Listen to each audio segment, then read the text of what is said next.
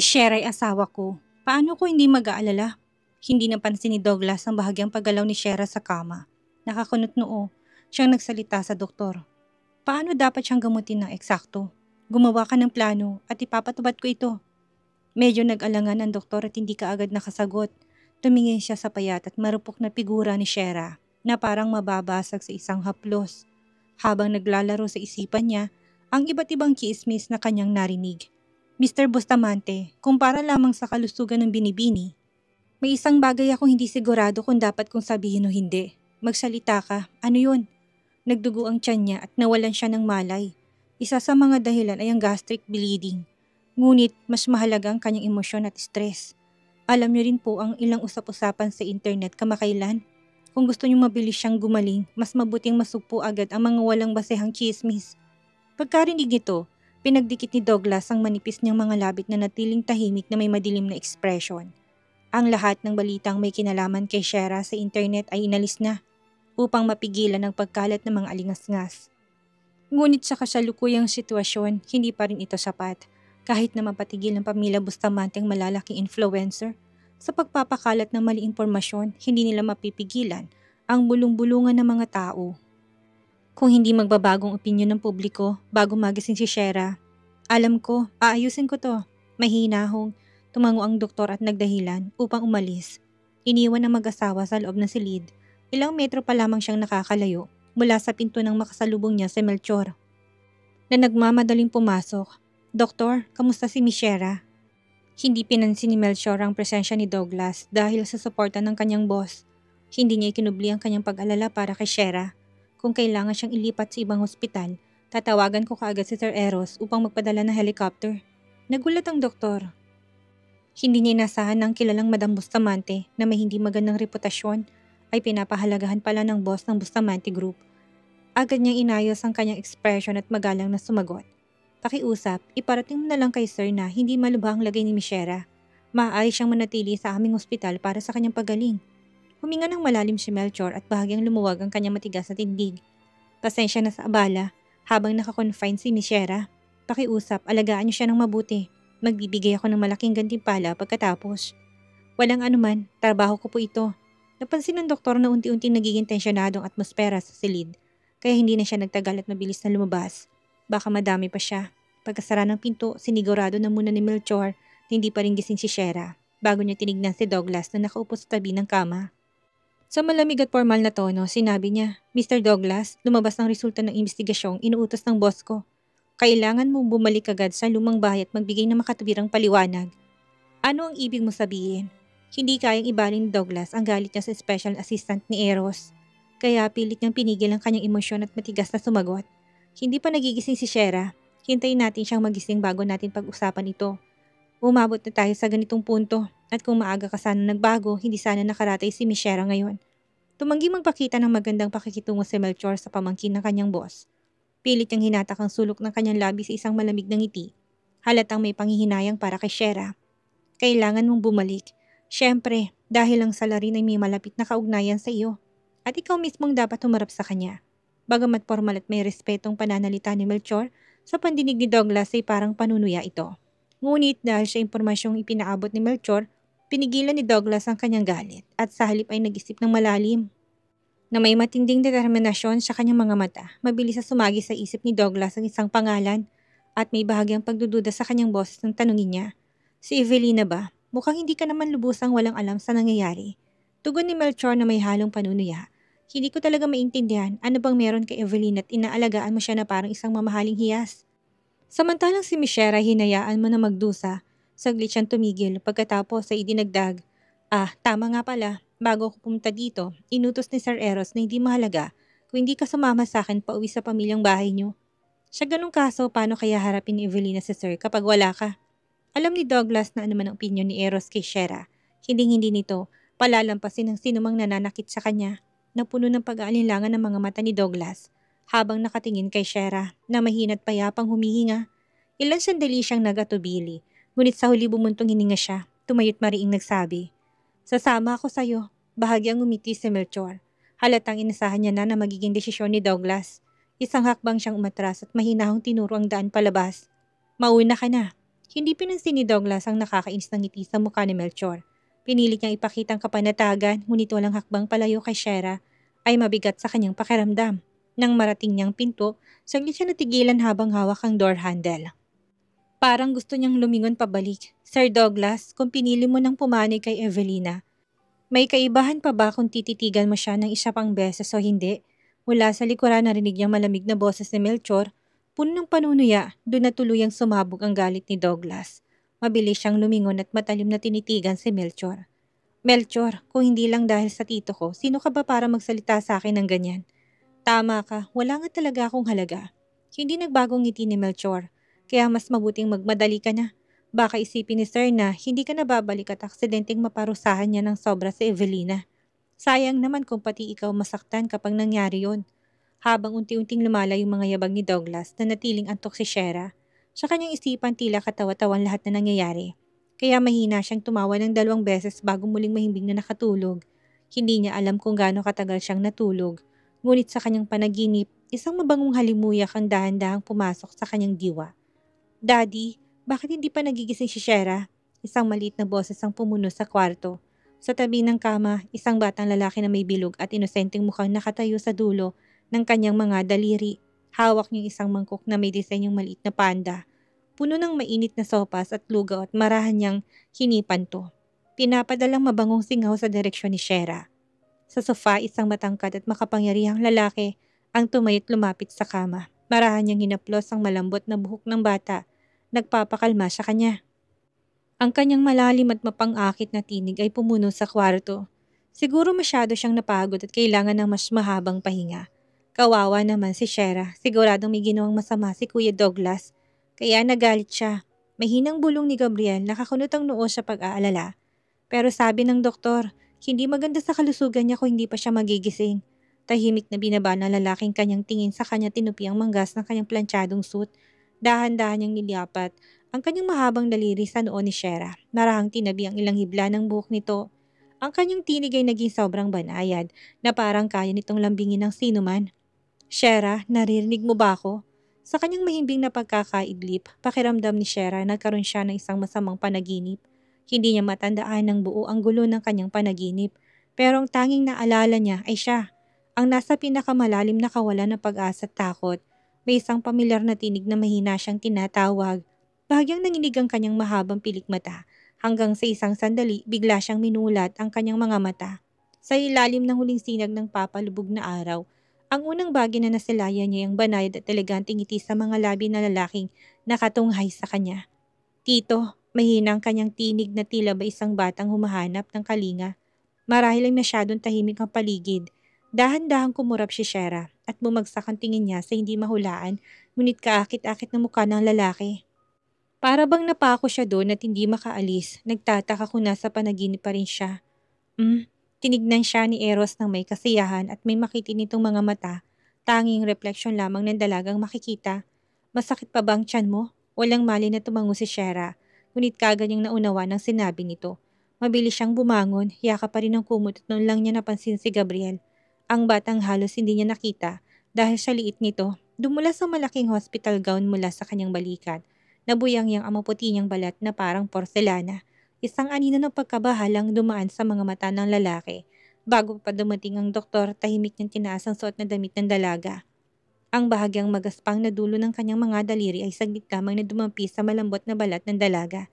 Isang simpleng kilos lang yon, halos hindi kapansin-pansin ngunit ang paraan ng kanyang pag-alagi hindi maikakaila. Hindi maitatagong kanyang pag-aabala sa babaeng nasa harapan niya. Nanginginig ang puso ni Shera, pilit niyang nilayo ang kanyang tingin. Ayaw niya tuluyang mahulog sa bitang ng lalaking ito. May mga lalaking tulad ni Eros sa mundong ito, mga taong bawat kilos ay nakakahulog ng damdamin. At bago mo pa mapagtanto, habang nahulog ka sa kanila, malalaman mo ang pagmamahal na inakala mong totoo ay isa lang palang kaswal na kilos para sa kanila. Natural lang na siya ay ganun, masyado siyang delikado at walang awa. Hindi malaman ko ang pagiging mabait nila ay ibang kahulugan.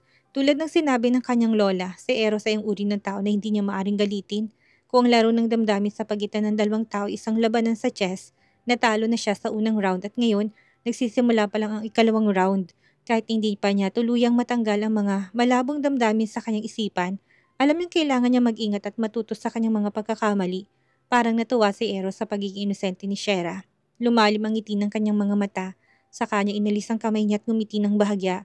Waring may iniisip. Ruby, sabi ng doktor, mas mabuti kung kakain ka ng mainit kapag nagising ka. Ito ang lugaw na ginawa namin ng daddy para sa'yo. Ako mismo maglalagay ng pampalasa. Tikman mo nga kung masarap. Lumapit si Gabriel na parang may dalang kayamanan. Walang pag-alinlangan na tinulak niya palayo ang kanyang daddy. Kinuha ang pinakamagandang pwesto sa tabi ng kama at buong pusong iniharap ang lugaw kay Shera. Agad na naputol ang atensyon ni Shera kay Eros. Lumambot ang kanyang puso't mabilis niyang tinanggap ang mangkok ng lugaw gamit ang dalawang kamay. Ang galing naman ni Gabriel.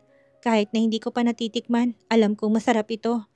Oo, pero si daddy ang gumawa ng karamihan. Namula ng bahagi ang maliit ng mukha ng bata dahil sa hiya, pero tapat niyang binanggit ang ambag ni Eros. Sabi ni daddy dapat daw giniling na muna ang bigas bago lutuin ang lugaw. Sa kanya pinaghalong mabangong bigas at puting bigas para mas sumarap ang lasa. Napakapit si Shera sa mangkok na marinig niyang si Eros mismo ang nagluto para sa kanya. Napakagandang pagkakataon dahil alam din niya ng lihim na yon. Noon wala siyang maibalik na utang na loob sa pamilya Bustamante. Kaya ang mundo niya ay umiikot kay Douglas.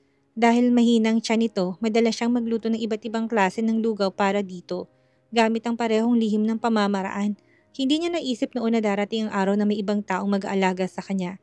Nang ganito kaingat at kaseryoso. Parang may kumurot sa kanyang puso. Bigla niyang sinubong isang kutsara ng lugaw at ang mainit na singaw nito ay dumampi sa kanyang mahabang pilik mata. Pilit niyang pinigilan ng bumabagabag na emosyon sa kanyang dibdib at mahina niyang sinabi, "Ang sarap! Salamat Gabriel! At salamat din Tito!"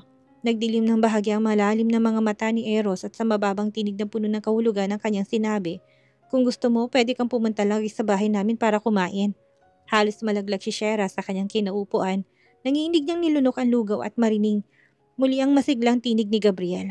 Tama, palagi akong handang magluto para kay Shera.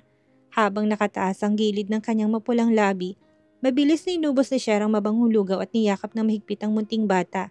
Sa wakas, kahit na sandali lang, naramdaman niyang payapang kanyang pusong matagal nang naliligaw. Sa tabi ng kama nakayuko ang lalaki habang pinagmamasdan ang magkasamang maliit at malaking figura sa kama. Sa malamig niyang mga mata, isang bihirang init ang lumitaw. Nang hindi inasyahan, biglang bumalik sa kanyang isipan ng mga salitang narinig niya mula kay Aliana. Marahil dahil sa impluensyang nanamunang idea, ngunit sa sandaling yon kahit siya mismo ay nakaramdam ng may kakaibang pagkakahawig. Sina Gabriel at Shera, hindi lang basta isang hayop na kamukha ng may-ari kundi tila mas malalim pang koneksyon. Isang bagay na kahawig ng ugnayan sa dugo. Pero paano yun na magiging posible? Habang nakakunot noo si Eros at napapaisip ng malalim, biglang bumukas ang pinto mula sa labas. Pumasok ang doktor na may hawak na medical record ni Shera. Halatang nagulat. "Mr. Bustamante, hindi ko inasa na personal kang pupunta dito. Ilang araw nang nakalipas, binanggit ka ng dean sa aming direktor. Gusto ko niyang imbitahan na makita kapag may oras ka." Naputol ang kanyang iniisip. Bahagyang ngumiti si Eros at tila sinusukuan ng mga walang katuturang idea. At bahagyang tumango ng magiliw. "Sige, ano kalagayan ni Shera ngayon? Huwag kang mag-alala, hanggat gising ng pasyente, magsasagawa kami ng isang maliit na pagsusuri. Kung sigurado kami na wala ng problema, maaari na siyang umuwi para magpahinga. Huwag na munang masyadong magpakapagod. Bigyang pansin ng pagkain at ang pagkamahalaga, panatilihing magandang kanyang mood." Habang nagsasalita, palihim na pinagmasdan ng doktor ang ekspresyon ni Eros. Kahit gaano pa kagiliw ang pinapakita ng lalaking ito, hindi may tatagong likas nitong pagiging marangal at mayabang. Sa harap niya, kahit ang mga taong may mas mahinang presensya hindi maiwasang makaramdam ng kaba, lalo na siya, isang ordinaryong doktor lang. Isang maling salita lang at baka hindi lang niya mawala ang trabahong ito, kundi pati na rin ang reputasyon niya sa kamay nilaan. Dahil sa labis sa pag-ingat, napansin niyang isang bagay na tawagin niyang Yang Madam Shishera. Tila may bahagyang ngiti sa malalim ng mga mata ni Eros. Napasinghap siya at kagad na bumaling kay Shera. Tinamang kanyang pananalita bago muling nagsalita. "Miss Shera, may nararamdaman ka bang hindi maganda? Mukhang maayos naman ako, salamat sa inyong pag-aalaga." Lihim na napabuntong hininga si Shera nang marinig niya na muling ginamit ng doktor ang salitang Yang Madam. Matapos siyang makalaya sa bilangguan, ayaw na niyang matawag sa titulong yon, ayaw na niyang maiugnay pa kay Douglas. Lalo na ngayon matapos sumabog ang usapan tungkol sa Yang Madam Bustamante. Sa Weibo at sa walang katapusang batikos at masasakit na salita mula sa publiko. Para bang naging isang salitang nagdudulot sa kanya ng allergy ang titulong yun? Gusto mo bang manatili pa sa ospital ng ilang araw? O ipapaproseso ko ng iyong discharge papers? Sandali nag-alinlangan si Shera. Hindi niya alam kung ituturing ba na maluba ang mild gastric bleeding. Pero kung kailangan niya ng taong mag-alaga sa kanya, hindi ba't magiging pabigat lang siya kay Maverick kung babalik siya kaagad sa studio? Sa ganitong sitwasyon, mas mabuti na siguradong manatili na muna siya sa ospital kahit na hindi niya gustong lugar na to. Dahil itong madalas na lumilitaw ng kanyang bangungot, at least may mga nurse na maaaring mag-alaga sa kanya. Mas mabuti nang manatili na muna ako dito. Discharge? Tahimik ngunit matigas ang tinig ni Eros nang magsalita. Waring walang puwang para sa pagtutol. Dalawang boses ang nagsalita ng sabay. Natigilan ng doktor habang naguguluhan sa kanilang dalawa. Ayon sa kanyang karanasan, dapat niyang sundin ang kagustuhan ng kanyang pasyente. Kung anong nais nito, subalit ninot pa siya upang tanggihan si Eros Bustamante. Nagkaroon siya ng agam-agam kung sino susundin niya. Maging si Shera ay bahagyang natigilan. Lumingon siya kay Eros na may kalituhan at mahinang nagsabi ng tila balisa. Tito, hindi ko pa planong bumalik sa lumang bahay. Hindi pa ako handa. Hindi nagbigay ng paliwanag si Eros. Sa halip ay bahagyang itinaas ang kanyang kilay at nagbigay ng makahulugang senyas kay Gabriel. Ayaw ni Gabriel na umalis si Shera. Nang matanggap ang senyas, mula sa kanyang ama ay kagad niyang naunawaan to. Mabilis siyang lumapit. Niyakap ng mahigpit ang hita ni Shera at tumingala na may kaawa-awang tingin. Shera, alam mo bang may bagong pelikula ng Minions? Hindi maintindihan ni Shera kung bakit biglang lumihis ang usapan, kaya umiling siya ng walang malay. Si Gabriel ay humikbi at nangilid ang luha sa kanyang bilugang mga mata habang nagrereklamo sa kanyang inosenteng tinig. Lahat ng kaklase ko napanood na to kasama si daddy at mommy nila. Ayaw kong panoorin to kasama si daddy lang. Hindi ba ako sasama ni Shera? Pwede ba? Muling natunaw si Shera sa kakulitan at kakyutan ng bata. Pakiramdam niya ay may mali, pero hindi niya ito maipaliwanag. Oo naman, nanatiling kalmado si Eros. Bahagyang tinaas ang kilay at tumingin sa doktor. Agad namang lumingon ng doktor at lumabas ang silid upang tapusin ang lahat ng kailangang papeles para sa paglabas ng ospital sa loob lamang na 3 minuto. Saka lang napansin ni Shera habang yakap si Gabriel sa loob ng Hummer ni Eros na ang tanawing dinadaanan sa labas ng bintana hindi patungo sa lumang bahay. Bigla siyang nagkaroon ng hindi magandang pakiramdam. Teka tito, sandali, napangisi si Eros at tumingin sa rearview mirror. Nakakatawa rin palang panoorin si Shera kapag huli niyang na-realize sa mga bagay. Shera, hindi ka ba nangako na manood ng sine kasama ko? Mabilis na iniba ni Gabriel ang usapan. Tinitignan si Shera na parang napakanatural ng kanyang sinabi. Kaya kailangan mo umuwi kasama ko at manood ng sine sa underground ng aming bahay. Sa madaling salita, biglang natauhan si Shera at namula na mapagtanto niya na mali ang kanyang iniisip. Akala niya pansamantalang inaako ng kanyang titong responsibilidad na alagaan siya. Medyo natuwa siya sa ideyang yun, pero mukhang masyado siyang nag-isip ng malalim. Ngayon, naalala niyang siguradong mag-aalala si Maverick kapag hindi siya nakita sa studio. Kaya't mabilis nang inutusan ng batang abutin ang kanyang handbag at hanapin ang sirang cellphone sa loob nito. Sa gitna ng masikip na daloy ng trapiko, huminto ang kapansin-pasing Hummer sa stoplight. Sa rearview mirror, napansin ni Eros ang kilos ni Shera. Walang sabi-sabing nilabas niyang kanyang telepono mula sa bulsa at ilang beses nang tinapik gamit ang kanyang mahabang daliri. At saka inabot to sa kanya. Otomatikong inunit ni Shera ang kanyang kamay pero bigla siya natigilan sa ere. Kailangan niya nang tumawag pero telepono to ni Eros at hindi niya alam kung dapat niya ba itong tanggapin. Kahit na ordinaryong tao, may mga sekreto sa kanilang cellphone. Lalo na si Eros na humahawak ng Bustamante Group at may malaking impluensya sa mundo. Ganito ba ito kakumpiyansa para ipaubaya ito sa kanya? Malapit namang green light. Kalma pero mariing nag-utos ng lalaki. Kunin mo. Akong tatawag lang naman sandali. Dagdi niyang kinuha ang telepono. Litong-litot na pansin ng wallpaper. Isang litrato ni Gabriel. Sa larawan mas bata pa ng konti si Gabriel kaysa sa kasalukuyan. Mga 3 o 4 na taong gulang at may makulit na ekspresyon habang nakaharap sa kamera. Hindi na malayo ni Shera na bahagyang gumuhit ang ngiti sa kanyang labi. Isang napakalambing na ngiti. Sa rearview mirror, unti-unting dumilim ang tingin ni Eros. Sakto nakita niyang ngiting iyon, binuksan niyang address book sa telepono at in-enter ang unang letra ng pangalan ni Maverick. Isang hanay ng mga pangalan tumutugma ang lumitaw sa screen. Ang unang pangalan sa listahan ay ang simpleng salitang Marlene Argiles. Bilang fiancé ng kanyang tito na malapit ng ikasal, napakapayak at walang emosyon ng label na yon, na parang walang bakas ng pagmamahal. Napakagatlabi siya habang pinipilit na huwag bigyang pansin ang bahagyang kasiyahang nararamdaman niya. Nilipat niyang tingin sa listahan, hinanap ang pangalan ni Maverick at kagad na tinawagan to. Nagring ang tawag at bago pa siya makapagsalita, si Maverick na ang unang bumate. Eros, nasa ospital ako. Kasama mo ba si Shera? Marahil ay epekto ng radio waves. Ngunit ang boss ni Maverick sa kabilang linya ay kalmado ngunit may diin at puno ng tiwala sa sarili. Ang kanyang aura ay hindi pa huhuli kay Eros. Malayo sa kanyang dating malumanay na imahe.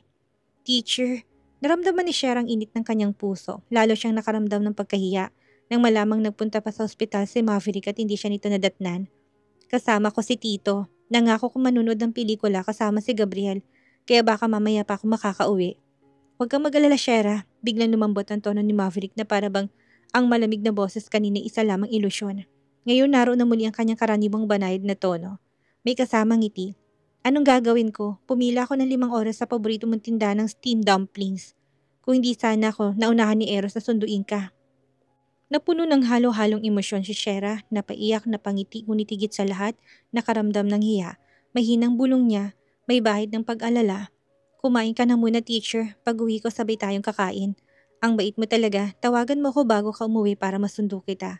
Pagkababa ng tawag, hindi na muling tinignan ni Shera ang telepono. Nang mapansin niyang naka-red light, marahang tinawag niya si Eros at inabot ito pabalik. Hindi tumingin si Eros, nilad lang niyang kamay nang walang pakialam. Pero sa halip na basta kunin ng telepono, nadampian niya ang kamay ni Shera. Sa isang iglap, ramdam ni Shera ang nakakapasong init ng balat ng lalaki sa kanyang palad. Nalamig ang kanyang daliri. At muntik niya nang mabitawan ng telepono.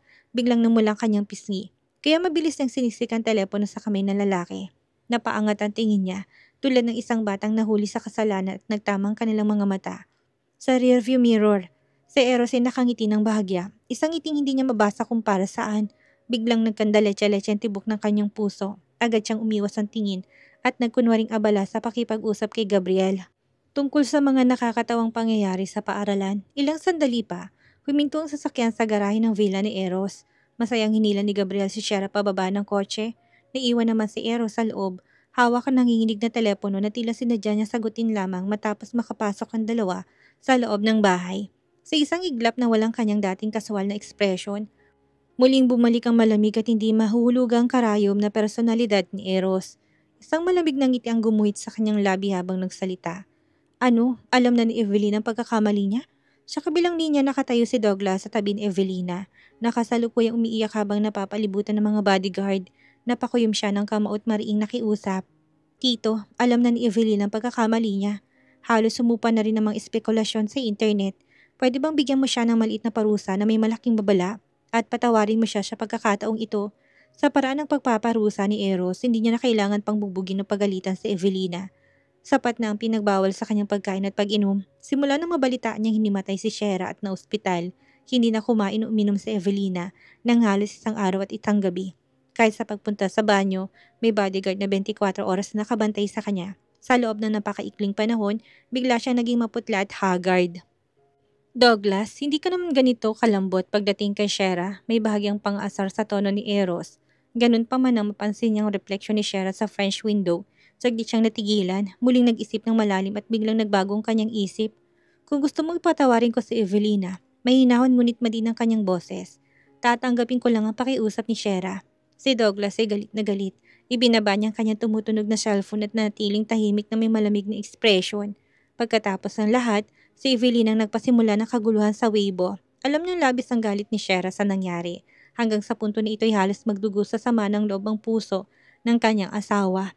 Paano siya magkakaroon ng mukhang hihingin ang kapatawaran nito para kay Evelina? Kahit pagawin niyang kahilingang iyon, siguradong hindi papayag si Shera at lalo lamang siyang kamumuhian nito. Ang muling pagsisimula ay isang ilusyon lamang. Ayaw na niya magdusa pa si Shera, ngunit hindi rin matitiis na makita si Evelina na naghihirap. Ang kanyang tito'y sadyang nilagay siya sa ganitong mahirap na sitwasyon. Wala itong ibang layunin kundi si Shera. Posible kaya na sinabi mismo ng tito niya kay Shera? Douglas, ano sinabi ni Master Bustamante? Si Evelina hindi pa kumakain ng isang araw at isang gabi. Halos hindi matakpan ng makeup ang maputla niyang mukha. Mula sa kanyang tuyong labi lumalabas ang paus ng tinig habang maingat na titingnan si Douglas. Bagaman hindi ito delikado mula sa medikal na pananaw, mahina na si Evelina mula pagkabata at hindi pa siya kailanman kayang isipin. Libo-libong beses na niyang sinumpa si Shera, ngunit sa labas patuloy siyang nagpapanggap na inosente habang nagdadahilan. Douglas, tignan mo ko. Alam kong mali akong i-post ang bagay na yon sa internet. Pero Douglas, alam mo rin na hindi ko naman to susulsulan pa o dinagdagan ng masamang salita. Hindi ko inasahan na magiging ganito kalaking epekto nito tungkol naman sa mga malisyosong espekulasyon. Wala akong kinalaman doon. Nang marinig ko'y tinitigan ni Douglas si Evelina na malamig at mapanganib, wala pa rin siyang sinasabi. Sa unang pagkakataon na pagtanto niya na tila hindi kasing bait at kasing simple si Evelina gaya ng inakala niya. Kahit nagaano pa to kaawa-awa sa panlabas sa isyong ito, siguradong hindi to inosente. Kung hindi lang dahil sa patuloy na pangungulit ni Thea sa kanya nitong mga nakaraang araw, ayaw na sana niyang makita si Evelina kahit na sandali. Natakot si Evelina sa tingin ni Douglas at hindi mapakali. Binaba niya kanyang tingin at pinipilit na pigain ang natitirang luha sa kanyang mga mata. Umupo siya na mag-isa sa sofa at na tahimik na lumuluha. Sa nanginginig at malungkot na tinig, sinabi niya, "Alam ko hindi mo gustong ginawa ko, pero natatakot na talaga ako na gumanti si Shera sa akin sa pamamagitan ng pagkuha sa'yo. Kung may iba pang paraan, hindi ko gusto na maging masama sa paningin mo. Takot lang talaga ako na mawala ka. Douglas, bukod sa'yo, wala na akong ibang kasangga. Ikaw na lang talaga." Bago pa siya magsalita, nais ni Evelina na sabihin ng tamang mga salita upang maibsan ang galit ni Douglas. Evelina ng malamig at mapanganib, wala pa rin siyang sinasabi. Sa unang pagkakataon na pagtanto niya na tila hindi kasing bait at kasimple si Evelina, gaya na inaakala niya. Kahit nagaano pa ito kaawa-awa sa panlabas, sa isyong ito, siguradong hindi ito inosente. Kung hindi lang dahil sa patuloy na pangungulit ni Thea sa kanya nitong mga nakaraang araw ay ayaw na sana niyang makita si Evelina kahit na sandali. Natakot si Evelina sa tingin ni Douglas at hindi mapakali. Ibinaba niyang kanyang tingin, pinipilit na pigain ang natitirang luha sa kanyang mga mata. Umupo siya ng mag-isa sa sofa at tahimik na lumuha. Sa nanginginig at nalungkot na tinig, sinabi niya, "Alam kong hindi mo gustong ginawa ko, pero natatakot na talaga ako na gumanti si Shera sa akin sa pamamagitan ng pagkuha sa'yo. Kung may iba pang paraan, hindi ko gugustuhin na maging masama sa paningin mo. Takot lang talaga ako na mawala ka, Douglas. Bukod sa'yo, wala na akong ibang kasangga. Ikaw na lang talaga." Bago pa siya magsalita, nais ni Evelina na sabihin ng tamang mga salita upang maibsan ang galit ni Douglas. Ngunit sa sandaling lumabas ang mga salitang yun sa kanyang bibig, lalo siyang nakaramdam ng pang-aapi. Bumigat ang kanyang dibdib at halos manginig ang kanyang paghinga. Bawat salitang binitawan niya ay nagmula sa kaibuturan ng kanyang puso. Matapos ang napakaraming taon, sa wakas ay nakapasok na siya sa pamilya Bustamante ng hayagan at marangal, at ang posibilidad na maging asawa ni Douglas ay halos aabot kamay na siya. Kung masira ang lahat ng ito dahil kay Shera, ang taong pinakakinamuhian niya, tiyak na mababaliw siya. Sa kabutihang palad, isa sa natatanging kahinaan ni Douglas ay ang pagiging sentimental nito sa nakaraan. Dahil sa matagal nilang pagsasama, bahagyang lumambot ang lamig ng mga mata ni Douglas. Pinilit niyang pigilan ng galit at mahina niyang sinabi, "Sabi ni Tito, aalis lang ang mga bodyguard kapag pumayag si Sharon na patawarin ka." Bahagyang kumunot ang noon ni Evelina at tumingin siya sa mga bodyguard na nagbabantay sa lahat ng pasukan at labasan ng silid. Bagamat may malakas na koneksyon si Shera kay Eros at may padrino pa siya na sinusuportahan, pati na rin ang proteksyon ni Douglas, hindi ibig sabihin ay dapat niya ng katakutan to.